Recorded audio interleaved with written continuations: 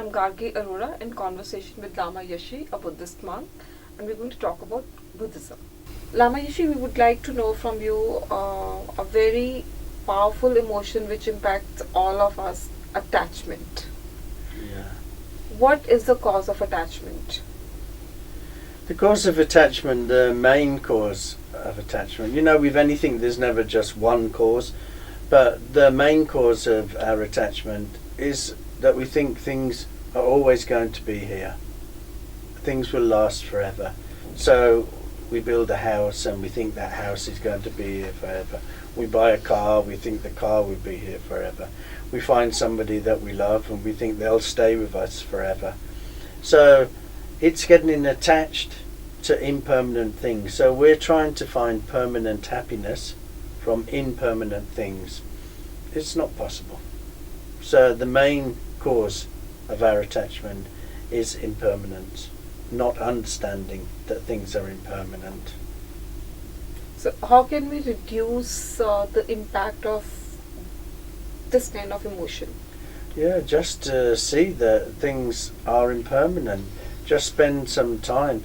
Intellectually, if I say things are impermanent, intellectually everybody will be like, oh yeah, they are. But it's very hard to practice that. Yeah, it is. It is. So yeah. that's where it comes in, the practice, the effort to really take the understanding, which is knowledge, intellectual side of it, and turn it into wisdom, which means you make it part of your life. You make it the very essence of who you are. So you don't have to think about it. That's who you are. You see everything as impermanent, and you see the things are here now, and I'm enjoying them, and it's great. But it may not last. But while it's here, I'm enjoying.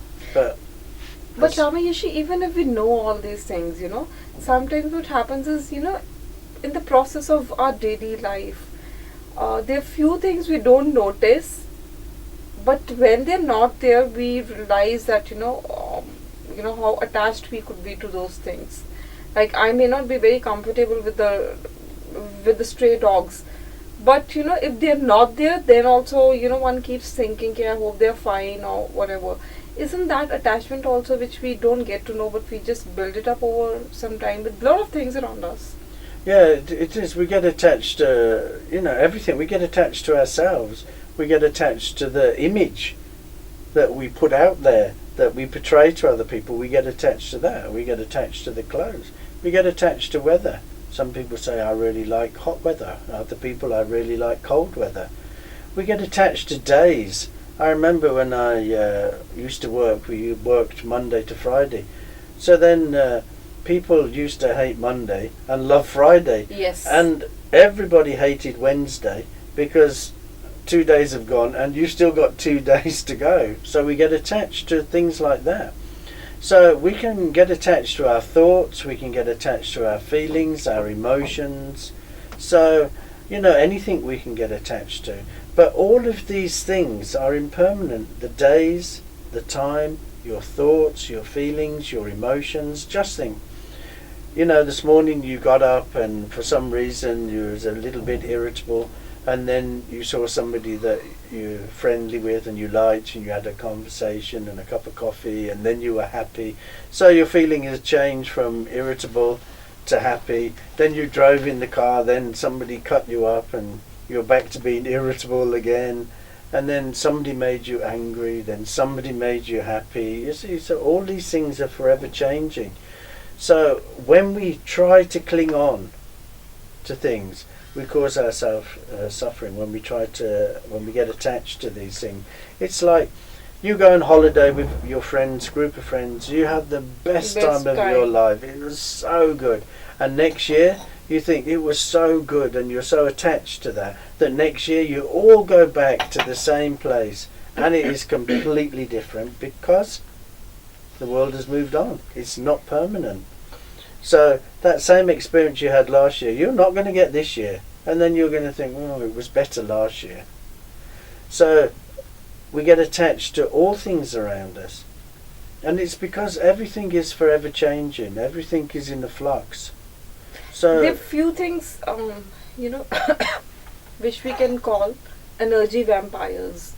you know, the few things that really pull us down. It could be a person, it could be a car, it could be anything. But still, you know, that keeps dominating our thought process, our mind. Isn't that attachment too? When we are continuously thinking of something over a period of time. Yeah, that's you know, attachment doesn't mean just being attached to good things. We get attached to bad things as well.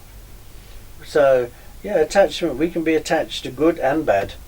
So and bad as well. Yeah, so yeah, we can get attached to bad. So, you know, and once we've started getting attached, then we start to suffer. Then the suffering comes in because things cannot last. They will never last. So if we just enjoy them, knowing they're going to end, then great. When they end, we were ready for that. Look, I'll give you a story here. Somebody down the road from you, where you live, somebody dies. You didn't know them very well. In fact, they only lived down the road. You didn't really know them. Somebody came to you and said, oh, the person down the road has just died. And you go, oh yeah, that's sad. And then you get on with your day. Or somebody comes to you and said to you, oh, your friend has died. And then you're like, oh, crying, and then how can I carry on, and I'll miss them, and oh, it's awful, and life will never be the same again. So what is the difference? And the difference is attachment. The person down the road, you're not attached to that person, so he died, and then okay, it's sad, and move on. No attachment. Your friend dies, then it's all big tears and sadness, and I don't know how I can carry on, because of attachment. You're holding on. You're holding on to that friend. You didn't see that that friend was impermanent. Even though, just look around you, open a newspaper, turn on the news. How many people are dead? Every day people are dying. But still, we hold on. So we know intellectually impermanence is there. We know, look at ourselves. Sorry? Does that mean we are not awake? We are not mindful? Yeah, we're not being mindful, and we're not awake. You know, when we're awake, then we will see the world as it really is, and not how we're trying to mould it or trying to make the world. We'll see the world exactly how it is. Then you're awake.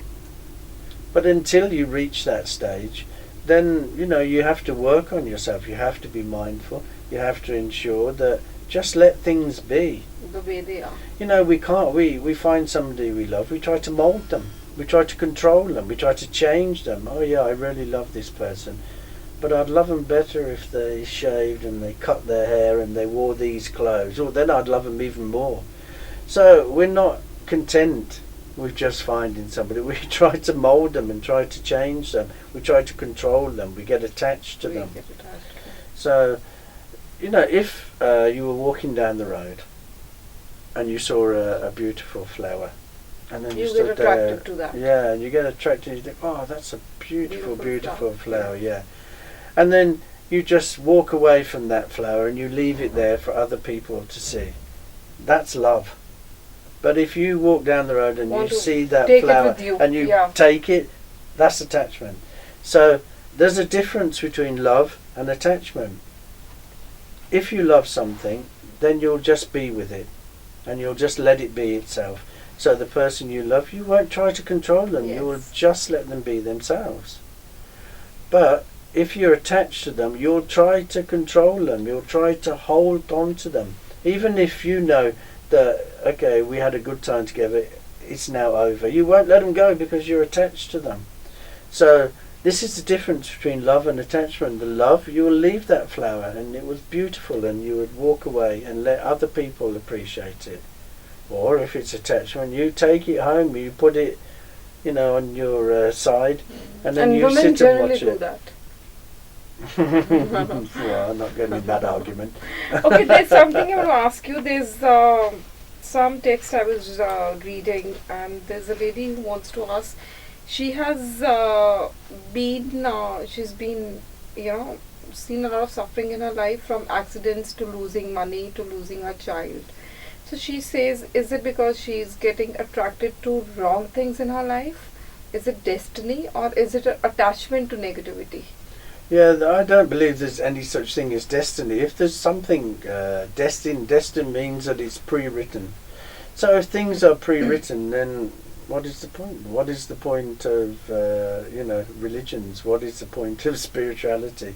What is the point of doing your best to be the most kind and compassionate person if it's already written? So you then feel you it's have not no her control. destiny. Yeah, I don't believe there's any such thing as destiny. She's responsible for the choices she's making.